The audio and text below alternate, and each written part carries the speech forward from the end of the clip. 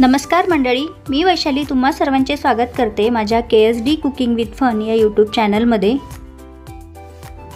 आज आपण घरात उपलब्ध असलेले दोन साहित्य वापरून फक्त 15 ते 20 मिनिटात तयार होणारे मोदक तयार करणार आहोत। घरातील फक्त 1 वाटी गव्हाचं पीठ वापरून आज आपण हे गव्हाच्या पिठाचे मोदक झटपट असे तयार करणार आहोत। तर चला मग वेळ न घालवता आजच्या रेसिपीला सुरुवात करूया। गव्हाच्या पिठाचे मोदक तयार करण्यासाठी मी इथे मीडियम फ्लेमवर एक पॅन तापत ठेवलेला आहे। त्यामध्ये मी 1 ते 2 चमचे साजूक तूप टाकून वितळून घेते। तूप छान गरम झाल्यानंतर 1 वाटी गव्हाचं पीठ चाळणीने चाळून या तुपामध्ये घालून घेते। आपण दररोज पोळी किंवा चपाती करण्यासाठी जे गव्हाचं पीठ वापरतो तेच पीठ मी इथे घेतलेलं आहे। हे पीठ थोडंसं जाडं दळलेलं असेल तर हे मोदक छान होतात। गॅसच्या मीडियम फ्लेमवर हे गव्हाचं पीठ मी छान खमंग असं भाजून घेते। हे बघा, या पिठाचा रंग आता पांढरा दिसत आहे, पण भाजल्यानंतर मस्त तांबूस रंगाचं हे पीठ भाजून येतं। पीठ पॅनला चिटकू नये म्हणून त्यामध्ये सारखा हा चमचा असा फिरवत राहावा आणि पिठाच्या ज्या गुठळ्या तयार होतात मोठमोठ्या त्या चमच्याने फोडत राहाव्यात, म्हणजेच पीठ सर्व बाजूंनी छान भाजलं जातं।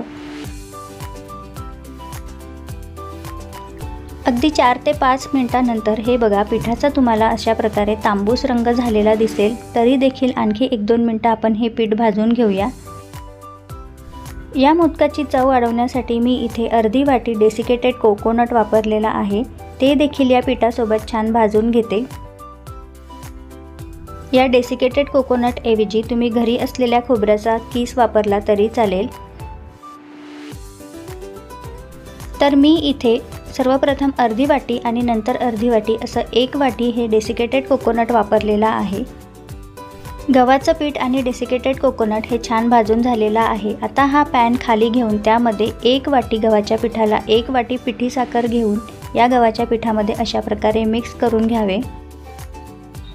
ही पिठी साखर मी गरम गव्हाच्या पिठामध्ये मिक्स करत आहे।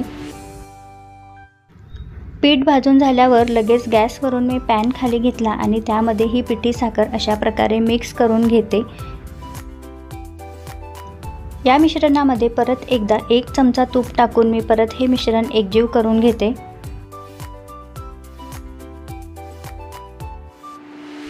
पिठी साखर आणि तूप या पिठामध्ये खूप पटापट असं मिक्स करून घ्यावं। हे पीठ थंड होता कामा नये।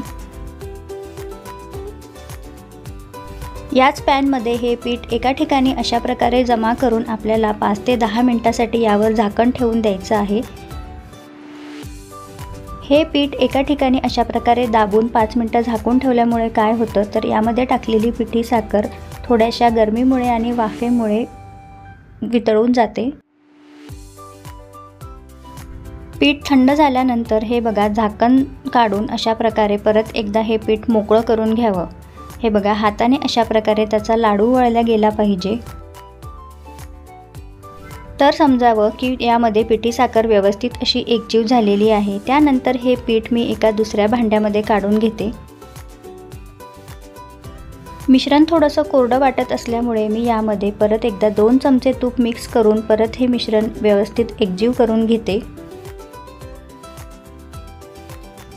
आता मात्र मोदक करण्यासाठी हे पीठ अगदी व्यवस्थित झालेलं आहे। हे बघा,